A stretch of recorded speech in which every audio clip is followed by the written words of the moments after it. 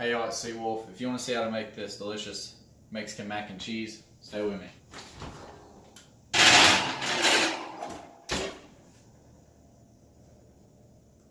So these are the ingredients you're going to need for this Mexican mac and cheese. You're going to need some breadcrumbs for the top once it's finished. Some shredded Mexican cheese. I've got like a pound here. You don't have to have that much. You can kind of do it however you want, but this makes it thicker.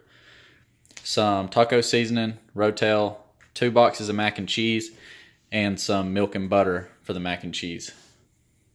So the first thing we're going to do is put some water into this pot just to boil up the mac and cheese.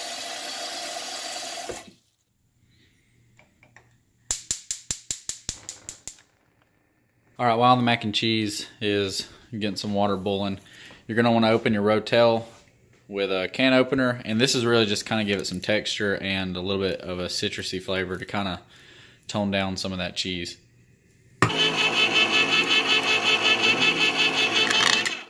Depending on how much you make, you're going to want a pretty big baking dish just because this is like enough for about 6 people. And if you want, you can go ahead and mix in the cheese and the Rotel, because all we're going to do is pour that mac and cheese in here once it gets finished and basically stir it all up.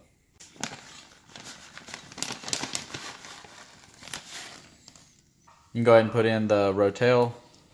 You don't have to do it like this. It's just easy to mix up. And then you're also going to put this taco seasoning in there. This is totally up to taste. If you are not crazy about like super flavorful food, don't put all of this. I'm going to put about, I don't know, probably 3/4 of this thing, just so it has a super taco-y taste. I'm going to put all of it. But you may not want to do that. It just depends how much you like it. Alright, so the mac and cheese calls for 1/2 cup of milk, so I'm just going to use about a cup because I'm doing 2 servings worth. Alright, the water's boiling, so I'm going to add both these packets of mac and cheese. You're just going to let that cook for about 7.5 minutes.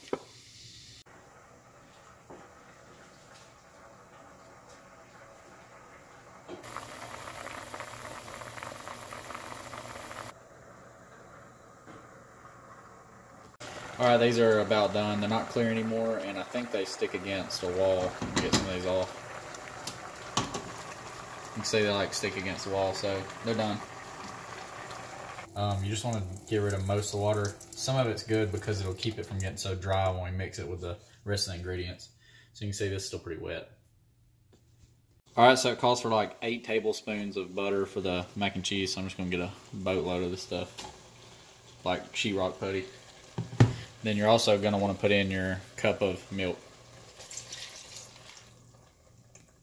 The final ingredient for the mac and cheese is just adding the cheese powder.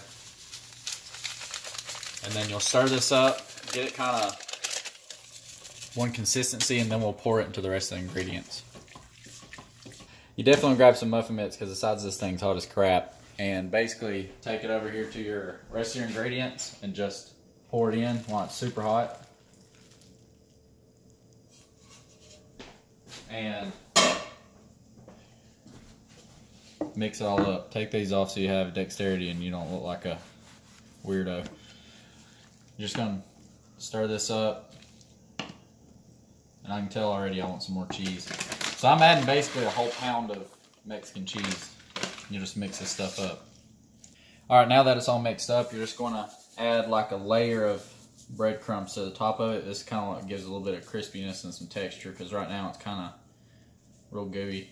And you just want to add enough to cover the top, and then to spread it around you can kind of shake it.